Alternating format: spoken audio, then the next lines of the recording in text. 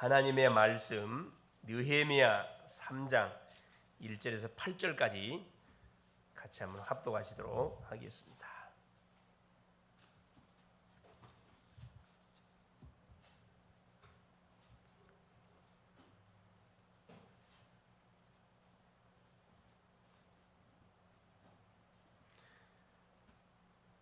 그때 대제사장 엘리야십이 그의 형제 제사장들과 함께 일어나 양문을 건축하여 성별하고 문짝을 달고 또 성벽을 건축하여 한메아 망대에서부터 하나넬 망대까지 성별하였고, 그 다음은 여리고 사람들이 건축하였고, 그 다음은 아무리의 아들 삭굴이 건축하였으며, 의문은 하스나의 자손들이 건축하여 그 들보를 얹고 문짝을 달고 자물쇠와 빗장을 갖추었고, 그 다음은 학고스의 손자 우리아의 아들 무레못이 중수하였고, 그 다음은 무세사벨의 손자 베레가의 아들 무술람이 중수하였고, 그 다음은 바나의 아들 사독이 중수하였고, 그 다음은 두고와 사람들이 중수하였으나 그 귀족들은 그들의 주인들의 공사를 분담하지 아니하였으며, 입문을 하세야의 아들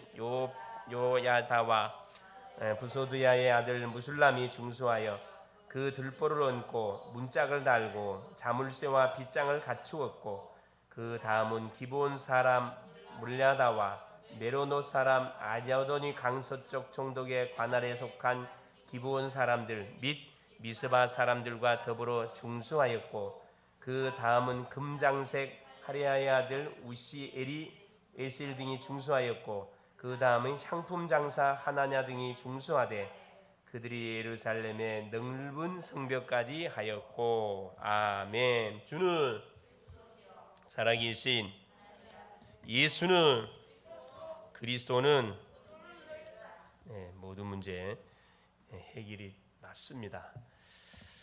자, 오늘 그 말씀의 제목이 뭐냐? 자, 예루살렘 성벽을 재건한 주역들입니다. 예루살렘 성벽을 새롭게 건축한 주역들이다 이 말이죠. 쉽게 말하면 교회의 성벽, 교회의 망대를 재건축한 주역들이라, 이렇게 말씀을 우리가 바꿔도 되겠습니다. 자, 우리 구원받은 주의 백성들은 딱 성경 구절 네 구절을 반드시 우리가 붙잡고 우리가 살아가야 됩니다. 그 첫째가 뭐냐면은 창세기 3장 15절, 여자의 후손이 오면 뱀의 후손의 머리를 상할 것이다. 왜 첫 번째 이 성경 구절을 붙잡고 살아야 되느냐? 그렇죠. 우리 인생의 문제가 어디에서부터 출발되었다. 창세기 아담 하와 때부터 시작이 되어졌습니다. 그래서 하나님이 우리 인생을 최고의 걸작품, 원래 인생을 창조하시고 하나님이 만드신 만물을 다스리고 정복할 수 있는 엄청난 축복을 줬는데, 이 축복을 결국은 하나님의 말씀을 불순종함을 통해서 잃어버렸습니다. 그래서 이 잃어버린 축복을 회복할 수 있도록 하나님이 우리에게 줬던 바로 최초의 언약의 바로 은혜의 언약이 뭐냐? 이게 창세기 3장 15절입니다. 여자의 후손 오면은 아담의 후손이 아닌 동정녀 마리아의 태를 통해서 성령으로 잉태될 자가 오면은, 바로 예수가 오면은 우리를 속였던 원수마귀 사단의 세력을 완전히 꺾어버릴 것이다. 이 첫 번째 구절이고, 두 번째 구절이 뭐냐? 출애굽기 3장 18절입니다. 희생 제사의 비밀, 유월절 어린 양 희생 제사의 비밀. 그토록 우리 가문의 문제, 우리 지역의 문제, 우리 시대의 문제가 해결되지 않는데 뭐 하는 순간에 피 바를 때 그 애굽의 10가지 우상을 하나님이 박살내는데, 그 애굽의 10가지 우상을 박살내고 하나님만이 참 하나님이라는 사실을 바로 왕에게, 애굽 백성들에게 모세를 통해서 증거하도록 했습니다. 이스라엘 백성들, 언약 백성들은 한 것이 없어요. 뭐만 했냐? 피만 발랐습니다. 구원받은 주의 백성들이 할 일은 무엇밖에 없냐? 사실은 뭘 하는 게 아닙니다. 세상의 모든 책들은 열심히 사세요. 뭔가 열심히 살아라고 계속 우리에게 돈이라고, 물론 열심히 살아야지요. 그러나 성경 우리에게 열심히 살아라고 말씀하지 않습니다. 뭐라고 이야기하느냐? 말씀대로 살아라. 말씀대로. 뭐만 발라라. 가는 곳마다 예수 이름의 피만 발라라. 그러면 우리 가정에 가문의 재앙과 저주가 끊어질 것이고 직장에 학교에 모든 지역 현장에 흑암이 반드시 무너질 것이다. 그러면 어떤 일이 이때부터 어떤 일이 벌어진다. 이때부터 전도운동이 일어날 것이다. 그래서 결국은 이스라엘 백성들이 그토록 소원하고 소원했던 출애굽의 대역사가 일어났거든요. 구원의 역사가 일어났다 이 말입니다.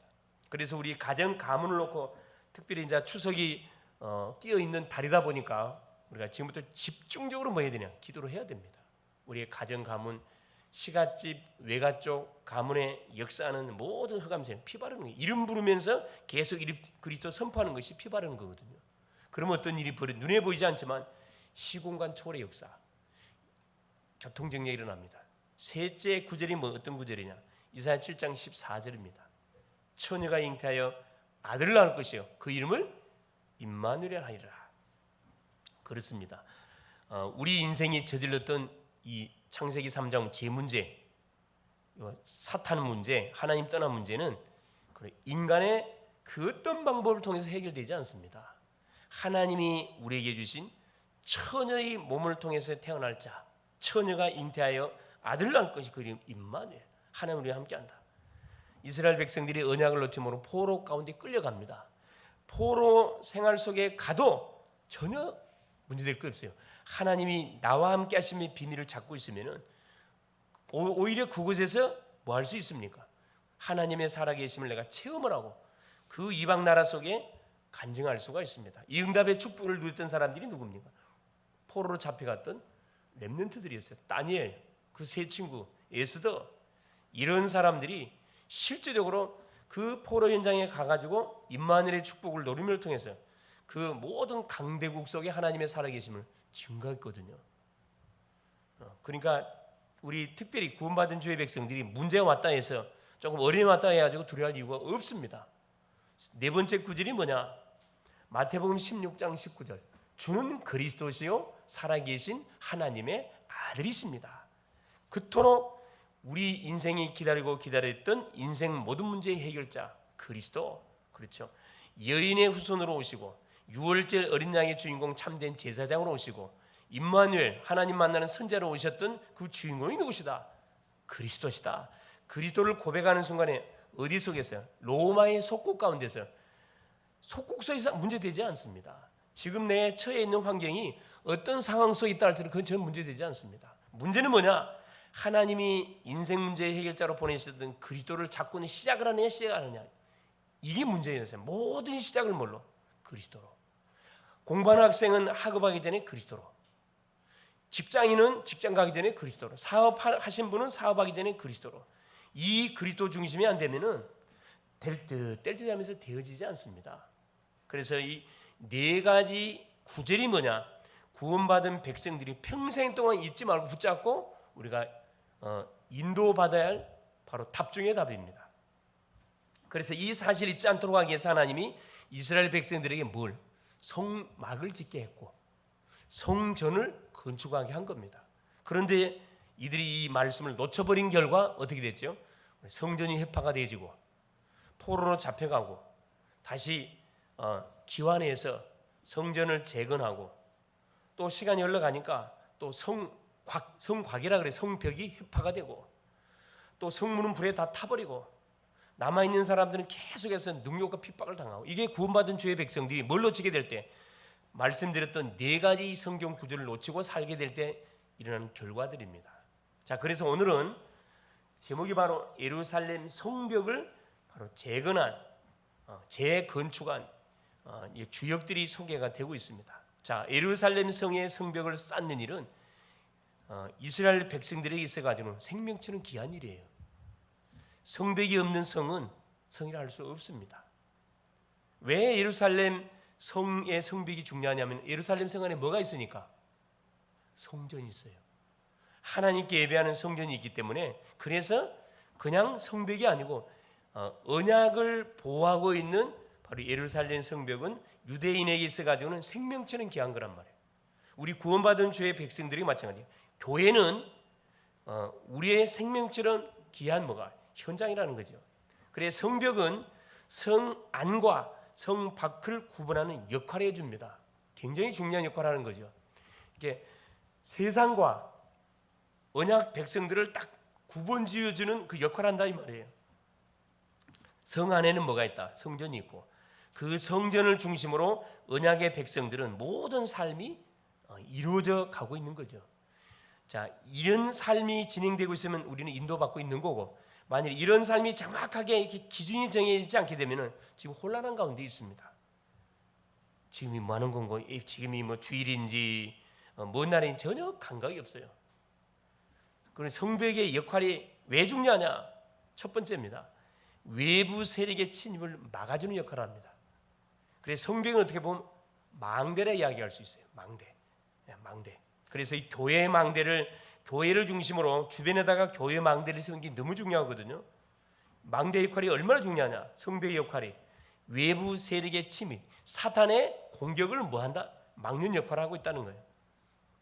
전쟁 시에 아군의 피해를 최소화하게 만들고 적의 공격을 지연시켜주는 그 역할을 하는 것이 이 성벽의 역할이에요. 이 망대 역할이다 이 말입니다. 둘째 뭐냐? 문둥병자와 전염병이 있는 각종 질환자들이 들어올 수 없게 해가지고 전염병을 예방하게 만들고 청결을 유지시키는 역할이 굉장히 중요한 역할이거든요. 그래서 유대인들, 이때 당시의 유대인들은 율법 조항에 정결법이라 그래가지고 문둥병자는 무조건 격리시켰어요. 문둥병자, 소위 말하는 저주받은 자라 그래가지고 격리시켜서 문둥병자들만 따로 살도록 만들어, 죽을 때까지. 마을에 돌아올 수 없어요. 돌아오면 돌에 맞아 죽습니다. 왜 그러느냐? 전염을 막기 위해서. 이게 이 역할을 감당하는 것이 이 성벽의 역할이에요. 그러니까 구원받은 주의 백성들은 항상 뭐가 있어야 된다? 기준이 있어요. 기준. 우리가 세상 속에서 살아가야 되기 때문에 기준이 없이 만일에 우리가 세상에 들어가서 생활하게 되면 다 동화돼 버린다니까. 정신을 바짝 차려야 됩니다. 술자리 갔을 경우에 내가 술을 마셔야 되냐 말이야. 기준을 딱 갖고 있어야 되니까.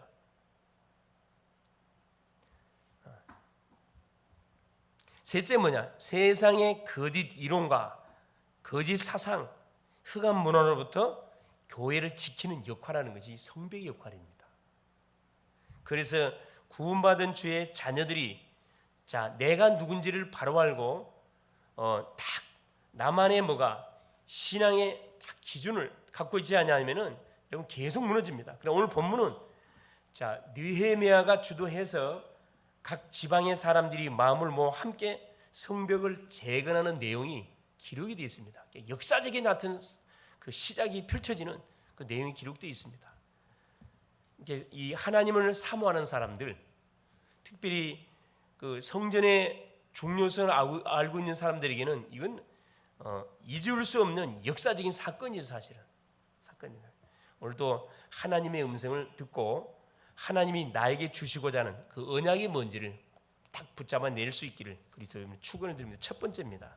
그래서 하나님이 찾으시는 사람은 자, 누구일까요? 첫 번째, 자신에게 주어진 일에 최선을 다하는 사람. 당연한 거죠. 그 렘넌트 7명들이 자기에게 맡겨진 일에 올인했던 사람들이 렘넌트 7명이에요. 자, 요셉 같은 경우는 노예로 잡혀갔습니다. 자, 보디발의 집에 노예로 끌려가고 거기서 여호와께서 요셉과 함께 하심으로 거기서 하나님의 숨은 계획이 뭔지를 알고 올인했거든요. 달란트가 면 그건 중요하지 않습니다. 내가 하고 있는 일에 뭐 하고 있으면 됩니까? 내 힘으로 하지 않고 정말로 기도하면서 완전 집중했다는 거거든요. 그러니까 뭐 할 수밖에 없어요. 하나님이 쓸 수밖에. 하나님만 쓰는 게 아니고 세상 사람들도 좋아하지요. 싫어하지 않지 사실은. 내게 맡겨진 일에 생을 거는데 싫어하는 사람이 어디가 있어요? 회사에 보탬이 되어지고, 그죠? 모든 직장 속에 보탬이 되는데 싫어하는 사람이 어디가 있습니까? 두 번째 누구냐? 사람과 현장과 시대에 필요한 일을 하는 사람. 그럼 사람에게 정말 필요한 일이 뭐겠습니까? 복음 전해주는 거거든. 현장에 정말 필요한 게 뭡니까? 현장은 우상으로 다 덮여 있습니다. 복음을 선포해 주는 겁니다. 시대에 필요한 일은 뭡니까? 우상 시대, 재앙 시대, 타락 시대를 막기 위해서 뭘 세워가는 거죠? 후대, 전도자를 계속 이렇게 세워가는 그 역할하는 것이 하나님께서 이 시대 속에, 현장 속에 정말 필요한 사람이거든요. 셋째 뭡니까? 하나님이 원하실 때 그 일을 할 수 있는 사람. 하나님이 원하실 때 이사야 6장 8절의 말씀처럼 주여 내가 여기 있사오니 나를 사용하여 주옵소서. 하나님이 원하실 때 아멘할 수 있는 사람. 이 사람이 누구냐? 하나님이 찾으시는 그 사람입니다. 할렐루야. 하나님이 찾으실 때 주여 내가 여기 있사오니 나를 사용하여 주옵소서 고백할 수 있는 그런 축복의 주인공들 될 수 있기를 바랍니다. 자, 두 번째입니다. 예루살렘 성벽을 재건한 주역들입니다. 느헤미야 3장 1절부터 저 끝절까지 32절까지 쭉 기록되어 있는데 8절까지만 읽었습니다. 내용은 반복되기 때문에 하나님께서 기도의 사람 느헤미야를 어디에? 이방 나라에 누가 술 맡은 관원되게 했다 그랬죠. 그게 지난 시간에 우리가 확인했습니다. 그렇죠?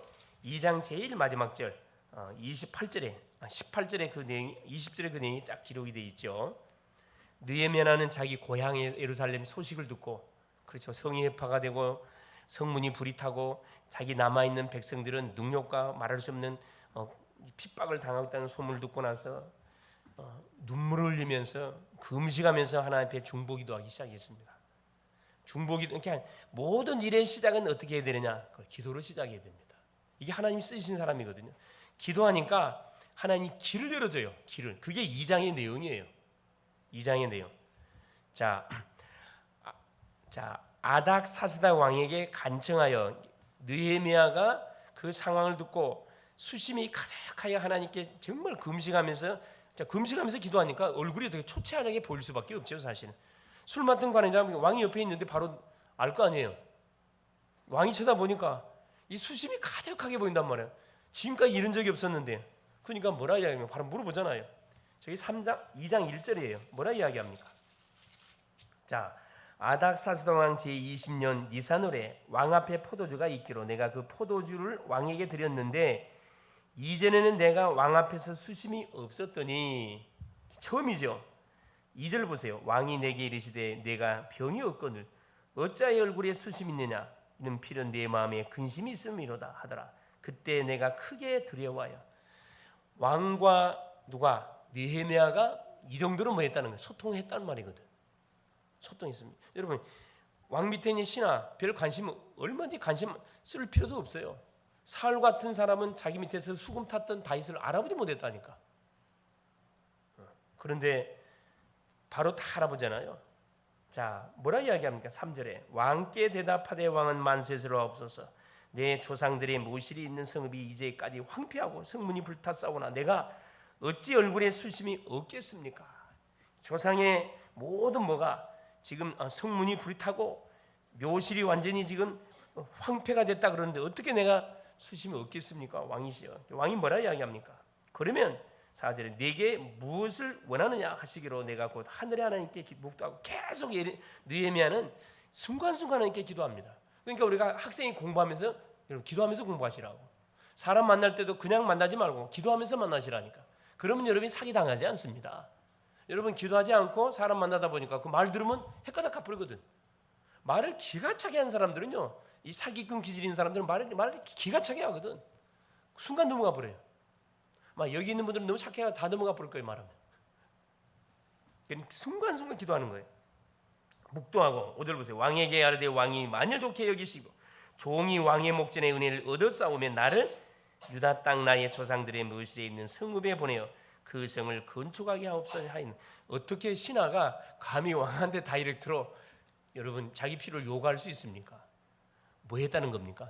하나님께 기도하니까 성령이 너의 마음을 움직였고 왕의 마음을 하나님께서 완전히 움직여줬다 이 말이거든요. 절대 인생의 방법 중에 말이 안 되는 소리예요. 그때 6절에 보세요. 그때 왕후도 왕 곁에 앉아 있었더라.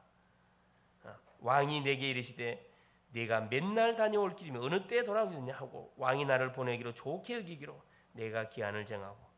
이 느헤미야는 이미 모든 그림을 다 그려놓고 왕에게 기도하면서 지금 이야기를 하고 있는 겁니다.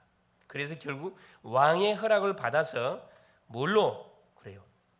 어디에? 예루살렘의 유다의 총독으로 임명을 받고 예루살렘에 딱 오게 되지요. 허락을 받았습니다. 그리고 자, 예루살렘에 도착해서 가장 먼저 한 것이 뭐냐 하면은, 자, 9절 보세요. 2장 9절에. 자, 2장 가장 먼저 한 것이 11절 봐보세요. 11절. 내가 예루살렘에 이르러 머무른 지 사흘 만에, 도착하자면 사일이 아니고 3일입니다. 여기서 사흘이라는 것은 3일을 말합니다. 3일 만에 내 하나님께서 예루살렘을 위해 무엇을 할 것인지 내 마음에 주신 것을 내가 아무에게도 말하지 아니하고 밤에 일어나 몇몇 사람과 함께 나갈새 내가 탄 짐승 외에는 다른 짐승이 없었더라. 뭘? 현장을 분석했습니다. 가자마자 피곤할 건데 어떤 수천리 길을 가서 얼마나 힘들겠어요. 그럼에도 불구하고 아무도 모르게 지금 소문으로 들었던 예루살렘 성벽의 상태를 확인하기 위해서 조용히 몇 사람을 데리고 그 성벽을 순찰합니다. 현장을 분석을 하게 되죠. 자, 그러면서 보세요. 13절에 보세요. 그 밤에 골짜기 문으로 나가서 용정으로 분문에 이르는 동안에 보니 예루살렘 성벽이 다 무너졌고 성문은 불탔더라. 자, 앞으로 나가 샘문과 왕의 못에 이르러서는 탄 짐승이 지나갈 곳이 없는지라. 그 밤에 신안을 따라 올라가서 성벽을 살펴본 후에 돌아서 골짜기 문으로 돌아왔으나 방백들에게는 어디 갔더니 말하지 아니했다. 뭐 했다는 거죠? 조용히 은밀하게 현장을 정확하게 분석하고 확인한 거죠. 그 현장을 목격했던 느헤미야가 사실 그 상황을 보고 정말 성벽이 회파되고 성문이 불타 있는 현장을 보고 정말 가슴을 치면서 다 통곡한 거지 않아요. 얼마나 사실 울었겠습니까? 얼마나 울었겠어요. 그러니까 성전이 지금처럼 말하는 교회가 무너지는 현장을 보고 지금 시대가 교회 문 닫는 시대입니다. 뭐가 안 돼? 여러분 왜 문 닫아요? 전도가 안 되니까. 계속 빠져나가요. 전도가 안 되니까. 그래서 건물을 직접 갖고 있는 교회도 문 닫는 시대래 지금. 이런 상황을 쳐다보고 우리가 편안하게 잠잘 수가 없죠. 편안하게 생활할 수 없습니다. 가슴을 치면서 뭐 해야 되느냐? 정말 우리가 부르짖고 막 할 수 있지만 금식하면서 통감해서 기도할 그런 때거든요 지금 사실. 그렇죠? 교회가 문을 닫으면 뭐가요? 우리의 미래가 없어요. 우리 자녀들, 우리 후대 소망이 없습니다. 나라 소망 없어. 끝나는 거거든. 이걸 알았던 느헤미야이기 때문에 성경상에는 자세히 나와 있지 않지만 그 현장을 직접 눈으로 확인했던 느헤미야가 얼마나 사실 가슴을 치면서 이렇게 하나님께 막 부르짖었겠습니까? 그렇죠. 자, 그걸 보세요. 그러고 나서 보세요. 이제 뭘 일을 시작하느냐? 제사장들이 앞장서서 그렇죠. 무너진 성벽을 다 확인했습니다. 그래서 뭐 합니까? 느헤미야가 말 그대로 이제 어떻게 성벽을 보수해 가야 할 것인지, 성벽을 재건축해야 할 것인지 준비를 다 한 겁니다. 기도하는 가운데 막 이렇게 성벽 재건한 게 아니에요. 자, 그런 3장 1절을 봐보세요. 자, 그때 대제사장 엘리야십이 그의 형제 제사장들과 함께 일어나 양문을 건축하여 성별하고 문짝을 달고 또 성벽을 건축하여 한메아 망대에서부터 하나넬 망대까지 성별하였고 망대란 말이 나옵니다. 이 예루살렘 성은 쭉 이렇게 이게 평수로 말하면 어마어마한 평수의 사실은 이게 지금 그 느헤미야가 건축하려는 지금 이 예루살렘 성벽은 크지는 않습니다. 크지는 않아요. 한 평수로 말하면 3,700 평수로 말 같으면 약 3,700평 그 정도 생각하시면 돼요. 3,700 아니다 37,000평 37,000평 정도 생각된다 하시면 되겠습니다.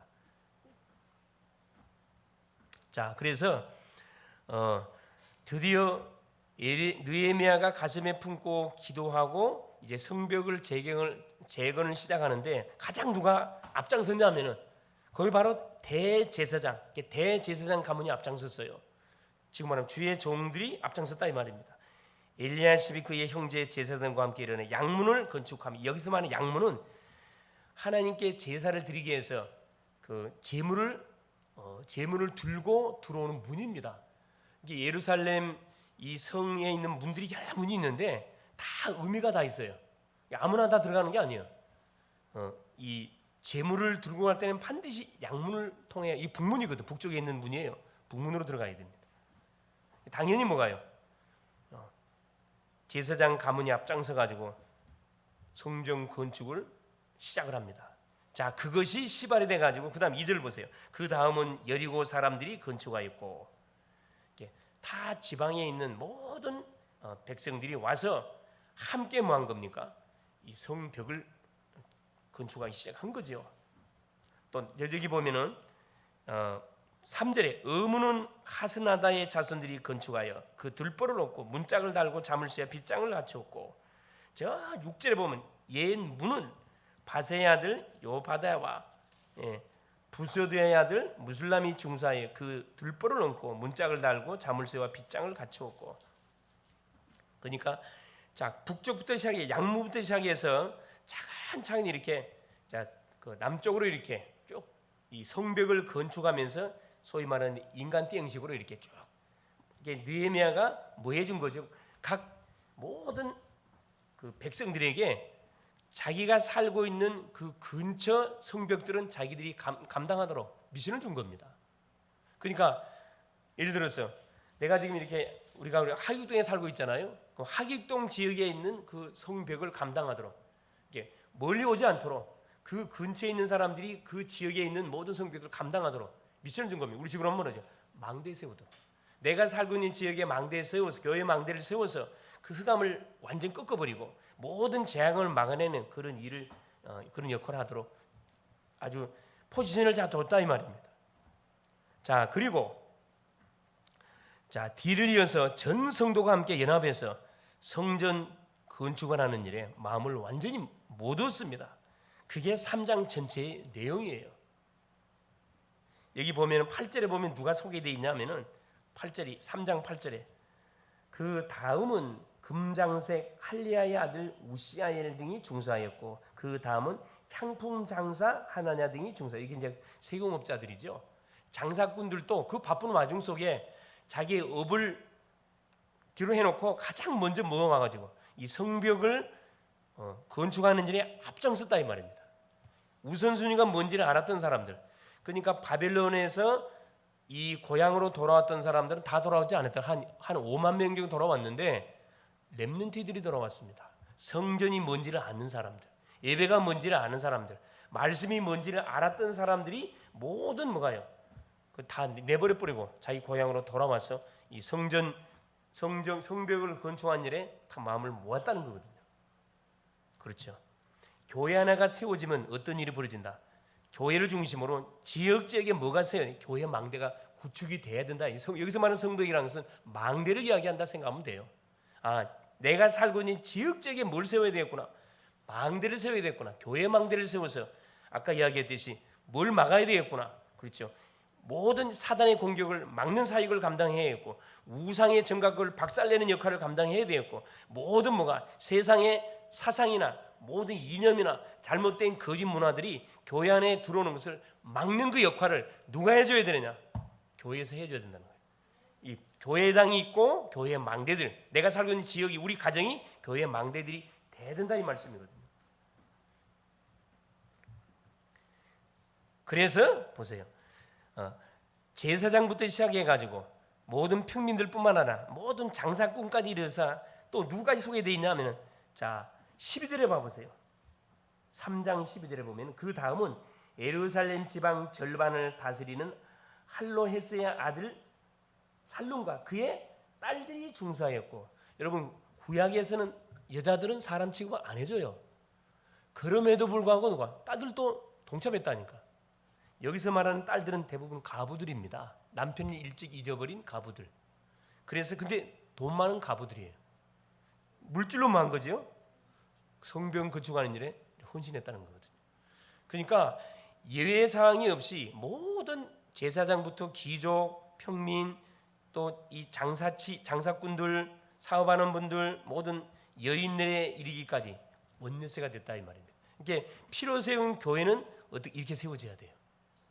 어린 아이까지, 그렇죠.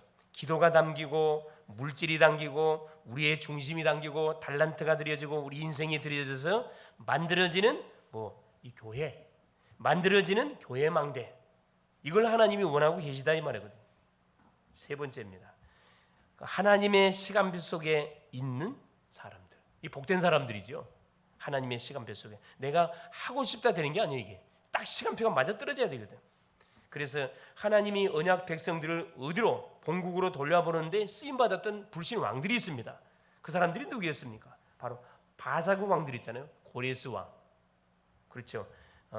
에스라 1장 1절에 고레스 왕의 마음을 감동시키사 모든 유대인들을 본국으로 돌려서 성전을 재건하라. 여기에 쓰임받았던 이 왕이 고레스 왕이라니까. 복된 왕이에요. 또 본장에 나와 있던 2장 1절에 소개된 아닥사스다 왕, 이 메데바사 왕, 페르시아 왕들이거든요. 페르시아 왕들 다 하나님이 주의 일을 하는데 쓰임을 받았던 인물들입니다. 그러니까 불신자 중에서도 주의 일을 위해서 쓰임을 받는 사람들이 있어요. 우리가 전도하다 보면은 불신자인데 정말로 교회를 사랑하는 사람들이 있다니까. 좀 말이 좀 이상하지요. 교회를 사랑하는 사람들이 있어요. 신자인데 교회를 막 욕하는 사람이 있는가 하면은 불신자인데 교회를 계속 하나님을 굉장히 이렇게 막 높이는 그런 사람들이 있어요. 이 복된 사람들이죠. 복음만 말해주면 뭐 할 사람? 이 제자 될 사람들이거든. 또 복음의 동역자들을 하나님 보내셔가지고 주의 일을 이루게 하셨어요. 그게 누구냐? 바로 이 만남의 축복이라는 건데, 자, 수룹바벨은 1차 포로기한 때 본국으로 와가지고 뭘 회복한 사람입니까? 성전을 회복한 사람이에요. 무너진 성전을 재건축한 사람입니다. 이 수룹바벨이 이 심부름했던 사람이고, 두 번째 포로에서 개원했던 에스라는 누굽니까? 자, 성전이 건축되어지니까 성전이 건축된 터에다 뭘 이스라엘 백성들에게 막 각인시켰습니까? 말씀, 율법의 말씀을 막 백성들에게 각인시켜 갖고 다시는 뭐하지 않도록, 말씀을 몰라가지고 포로로 잡히고 망하는 일이 없도록 백성들에게 모든 율법 교육을 철저히 시켰다니까. 다 미션들이 다 있어요. 역할들이. 그 다음에 오늘 본장에 소개한 느헤미야는 뭡니까? 무너진 성벽을 직접 재건하는 일에 쓰임받았던 그런 전도자였습니다. 이 복음의 동역자들을 요소요소에 시대마다 하나님 준비해 놨다가 하나님이 필요할 때 뭐합니까? 정확히 말하면 하나님의 시간표가 됐었을 때 하나님이 갖다 쓴다는 거예요. 쓴다는 겁니다. 자, 우리 글로벌 제작교회가 이 시대 특별히 대학을 중심으로 하나님이 교회를 세우사, 전 세계 2만 대학이 있는데 2만 대학을 발판으로 세계 복음하는 일에 우리가 모델로 쓰임받기 위해서는 뭐 하면 되느냐? 쓰임받기 위해서 한 팀이 되게 한 거고 한 가족이 되게 한 거고, 그렇죠? 우리 어른들, 중직자분들, 우리 또 렘넌트들, 또 어린 아이에 이르기까지 한 팀이 되게 해준 거거든요. 숫자가 중요하지 않습니다. 이런 중심을 가지고 뭐 하면 원네스가 되어질 때 어떤 일이 벌어지냐? 하나님의 시간표가 이루어져 가요. 이루어져 갑니다. 지금도 하나님은 언약의 흐름 속에 있는 사람, 특별히 기도하는 사람들을 통해 지금도 일하고 계셔요. 그러니까 하나님이 쓰시는 방법은 뭐냐? 언약을 붙잡고 기도하는 그 사람을 통해서 하나님께서는 주의 일을 이루어가고 계시다니까. 여기에 방향을 맞추고 공부하는 학생, 여기에 방향을 맞추고 돈 버는 직장인, 사업하는 분들, 모든 사역하는 사람들, 그렇지, 하나님은 카운트다운 계산하고 계셔요. 아무 일이 안 일어나고 있는 점 보이죠? 지금 계속 말씀이 성취되고 있고 기도가 응답되어 오고 있고 전도가 계속 전도 열매들이 오고 있다는 사실 꼭 기억할 수 있기를 바라고, 그래서 우리의 역할이 너무 중요하다는 겁니다. 결론이 뭐냐? 그래서 구원받은 백성들이 성벽을 세우는 것은 곳곳에 교회의 망대를 세우는 것과 같다. 내가 살고 있는 가정, 내가 다니는 직장, 내가 다니는 학교 현장에 결국 나를 절대 망대로 파송해서 그곳에 망대 역할하도록 지금 하고 계시다는 거거든요. 지역에 만약 교회 망대가 없으면 어떻게 되겠어요? 교회가 없으면 어떻게 되고 망대들이 구축되어 있지 않으면 어떻게 되겠습니까? 사단의 공격이 완전 무방비. 왜 우리 가정, 우리 가문이 이렇게 회파가 돼버렸죠? 망대 역할을 하는 사람이 결과 완전히 이렇게 사탄의 공격을 받아가지고 박살이 난 거잖아요. 그럼 더 이상 우리가 속으면 안 되잖아요. 그래서 세상의 이념들, 특별히 우리 학생 공부하는 학생들은 세상의 이념, 거짓된 사상이 여러분 생각 마음속에 들어와 가지고, 그렇죠? 요 교회와 성도들을 바라보는 눈을, 하나님을 바라보는 눈을 부정적으로 딱 집어넣게 만들면 그거 완전 사탄이가 승리하는 거지. 이걸 박살내 버려야 되거든. 그래서 교회는 교회의 기능을 잃어버리고, 만일에 망대 역할을 감당 못하게 되면 세상의 빛의 사명을 잃어버리게 되어 결국 교회가 문을 닫게 되는 처참한 일이 벌어진다 이 말입니다. 그래서 교회의 망대를 세우는 것은 한 사람의 힘으로는 이게 불가능하잖아요. 교회를 세우는데 한 사람 힘들어요. 망대는 내 혼자서 얼마나 감당할 수 있어요. 성도들이 연합하여 한 마음으로 주님께 헌신한 마음을 가지고 하게 될 때, 우리가 헌신하게 될 때, 기도하게 될 때, 전도하게 될 때, 이러한 헌신이 모두져 가지고 교회가 든든히 세워져서, 그렇죠, 세상의 어떤 유혹과 어떤 거짓 사상, 거짓 이념이 우리를 유혹한다 할 때 그게 넘어가지 않습니다. 그 위험으로부터, 이단으로부터 보호하는 역할, 이게 교회 역할이에요.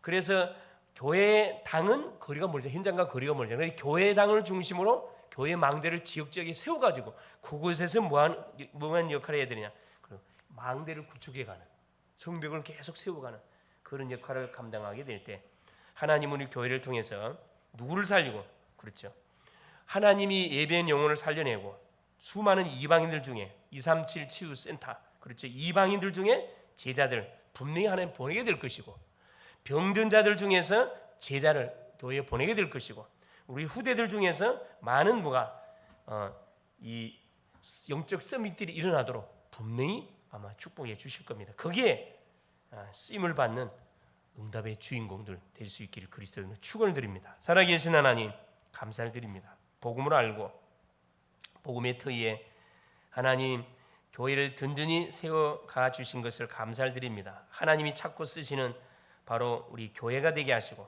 우리 모든 성도님들이 될 수 있도록 성령으로 역사하옵소서. 우리가 성전 건축을 위한 하나님 집중 새벽 기도를 하는 가운데 있습니다. 전 성도님들이 하나 되어서 잃어버린 예배를 온전히 회복하고, 잃어버린 11조 헌금 생활 회복하게 하시고, 잃어버린 찬양, 잃어버린 기도, 잃어버린 전도를 완전히 회복하게 하시되, 무엇보다 하나님 구령의 열정이 회복되어지는 하나님 우리 모든 성도님들이 될 수 있도록 성령으로 역사하옵소서. 그래서 사탄의 망대를 무너뜨리고 빛의 망대를 곳곳에 세워서 하나님 교회가 세상 속에 정말로 하나님 빛을 발하는, 그래서 하나님의 소원을 이루는 그런 귀한 교회로 든든히 서가게 하옵소서. 그리스도 되신 예수님의 이름으로 간절히 기도 올리옵나이다. 아멘.